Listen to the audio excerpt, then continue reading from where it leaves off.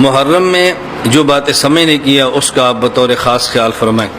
پہلی بات تو یہ ہے کہ محرم میں حضور اکرم صلی اللہ علیہ وسلم نے روزہ رکھنے کی ترغیب عنایت فرمائی ہے، روزہ رکھنے کی ترغیب دی ہے، اور ہمیں چاہیے کہ ہم محرم کے اندر روزے کا اہتمام کریں، کیونکہ نبی کریم صلی اللہ علیہ وسلم کی زبان مبارک سے اس پہ ترغیب آئی ہے۔ حضور اکرم صلی اللہ علیہ وسلم نے ماہ محرم میں روزہ رکھنے کی فضیلت بیان فرمائی ہے۔ پہلے تو آپ نے مخصوص فضیلت بیان کرنے کی بجائے عمومی بات فرمائی ہے۔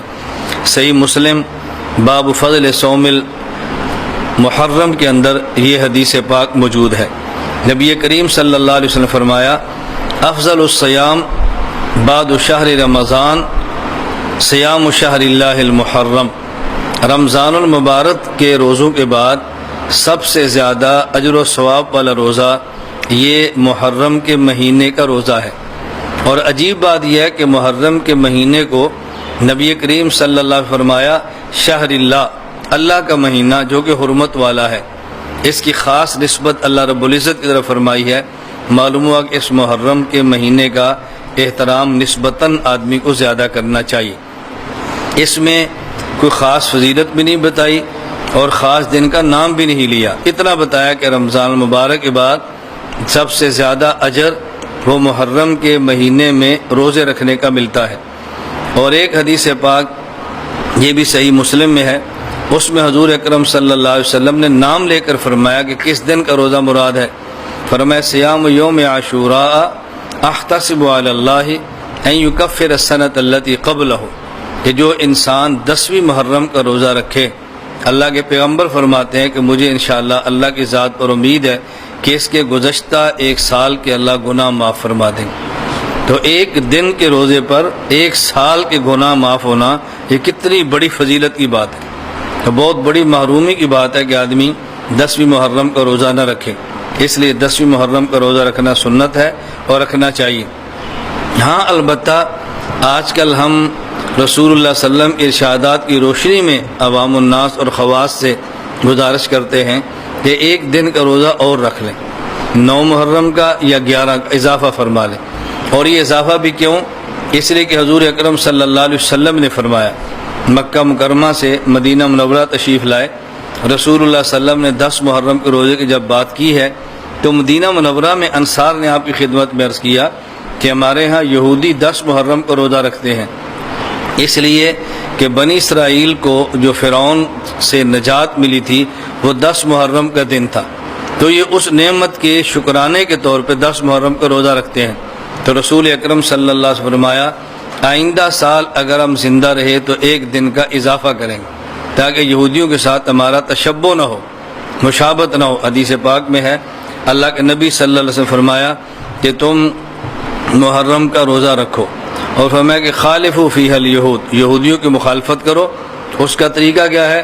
صوموا یوما قبلہ او بعدہ، ایک دن 10 محرم سے پہلے یا بعد روزہ رکھ لو تاکہ مشابہت ختم ہو جائے۔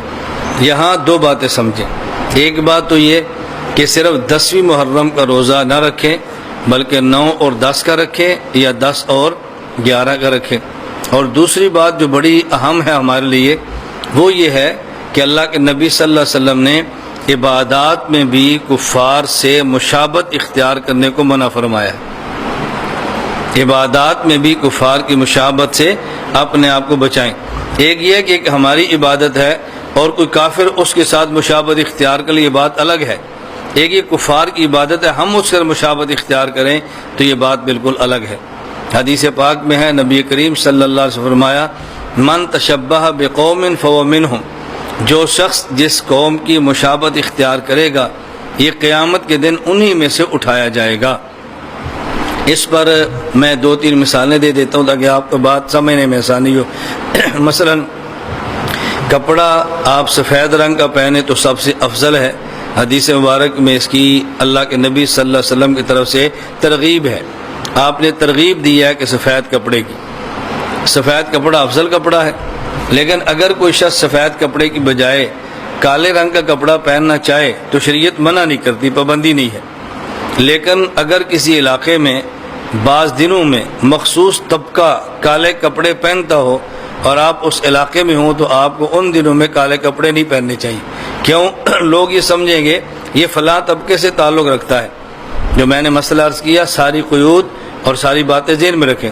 کسی خاص علاقے میں کوئی خاص قوم یا فرقہ خاص دنوں میں اگر وہ کالے کپڑے کا اہتمام کرتا ہے، گویا ان کا مذہبی شعار اور علامت ہے، تو آپ ان دنوں میں اس علاقے میں کالے کپڑے کے اہتمام سے بچیں تاکہ ان کے ساتھ آپ کی مشابہت نہ ہو.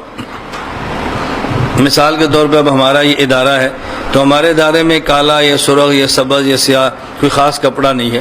اب یہاں آدمی کسی بھی رنگ کا کپڑا پہنے گا تو فرق نہیں پڑے گا، لیکن مخصوص علاقہ ہو، مخصوص دن ہو اور مخصوص فرقہ ہو، اس پر بہت احتیاط کرنا چاہیے. سبز پگڑی اور خصوصاً جس میں دھاریاں بھی ہوں، یہ سنت سے ثابت ہے. سبز پگڑی جس میں دھاریاں ہوں، ایسی چادر بھی رسول اللہ صلی اللہ علیہ وسلم سے ثابت ہے. خود ہمارے ہاں دارالعلوم دیوبند میں سالانہ جلسے پر فضلاء کے لیے جس پگڑی کا اہتمام کیا جاتا ہے دستار بندی کے طور پہ، وہ سبز رنگ کی پگڑی ہے. ہمارے مشائخ باندھتے بھی تھے. دارالعلوم دیوبند میں اس کا اہتمام ہے سبز رنگ کی پگڑی کا. لیکن اب اگر ہمیں کوئی یہ بات کہے تو ہم کہتے ہیں کہ سبز رنگ کی پگڑی پہننے میں حرج نہیں ہے، لیکن اس دور میں ایک مخصوص فرقہ اس نے سبز رنگ کی پگڑی کو اپنا شعار بنا لیا ہے. اب آپ بچیں ورنہ لوگ سمجھیں گے یہ اسی فرقے سے تعلق رکھتا ہے. سفید رنگ کی پگڑی اور مخصوص سٹائل میں، یہ ہمارے ہاں ایک مستقل جماعت ہے جو اس پگڑی سفید رنگ کی باندھتے ہیں اور مخصوص سٹائل سے باندھتے ہیں. مخصوص ان کی ٹوپی ہوتی ہے. اب اس ٹوپی کو اس سٹائل سے پگڑی باندھنا کوئی ناجائز نہیں ہے، لیکن ان دنوں میں آپ باندھیں گے تو لوگ سمجھیں کہ شاید یہ بھی اس فرقے سے تعلق رکھتا ہے، لہٰذا اب احتیاط کرنا ضروری ہے. جب شریعت نے ہم ایک مخصوص سٹائل کا پابند نہیں کیا تو ہم اپنے آپ کو مخصوص طرز کا پسند کیسے کر لیں گے؟ یہ مناسب نہیں ہے. میں خصوصاً گزارش کرتا ہوں اپنے ان احباب سے کہ جو دین کا کام کرتے ہیں ان باتوں کا وہ بہت زیادہ خیال فرمائیں، بلکہ ان کو بہت زیادہ اس پر توجہ دینی چاہیے. بعض کسی خاص شیخ کے مرید ہوں تو ہر مرید کی خواہش ہوتی ہے میں اپنے شیخ کی ٹوپی، شیخ کی پگڑی پہنوں تاکہ دنیا کو پتہ چلے کہ فلاں کا مرید ہے. اگر کسی جماعت سے منسلک ہے ان کی خواہش ہوئی کہ میں فلاں جماعت والی پگڑی باندھوں تاکہ پتہ چلے فلاں جماعت کا بندہ ہے. تو یہ جماعت، یہ طرز مناسب نہیں ہے. جب حضور اکرم صلی اللہ علیہ وسلم اور صحابہ کرام رضی اللہ عنہم اجمعین نے ان معاملے میں اہتمام نہیں فرمایا تو ہمیں اس کا اہتمام نہیں کرنا چاہیے. ہمارے آپ دیکھ رہے ہیں، طلباء کو دیکھ لیں، ہمارا اپنا ہے، کبھی پگڑی باندھتے ہیں، کبھی ٹوپی پہنی ہوتی ہے، کبھی خانقاہی ٹوپی ہوتی ہے، کبھی دوسری ٹوپی ہوتی ہے، صرف اس وجہ سے کہ کسی کے ذہن میں یہ بیٹھ نہ جائے. یہ اس دور میں آپ محسوس نہ فرمائیں. ایک بہت بڑا یعنی طرز عمل ہمارے یہاں یہ مستقل چلتا ہے کہ ہر شخص کی خواہش ہوتی ہے بھی میری پگڑی، میری ٹوپی اور میرا لباس ہو. وہ کسی ملک میں پتہ چلتا ہے یہ فلاں جماعت سے ہے، فلاں کا مرید ہے، فلاں سے اس کا تعلق ہے، تو اس سے لوگ خوش ہوتے ہیں، فلاں کے بڑے تعلق والے بہت ہیں. اللہ رب العزت کا بے حد کرم اور فضل ہے کہ یہ پاکستان میں نہیں پوری دنیا میں ہم سے منسلک مریدین کا بہت بڑا حلقہ ہے. اور بہت بڑا حلقہ نظر کیوں نہیں آتا؟ میں ان کو مخصوص پگڑی اور مخصوص ٹوپی میں نہیں رکھتا.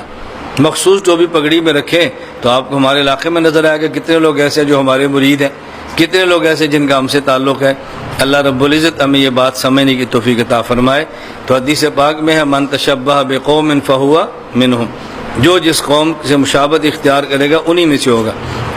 لیکن اس حدیث مبارک کو ہر کسی پر فٹ نہ کیا کریں، بہت احتیاط کیا کریں.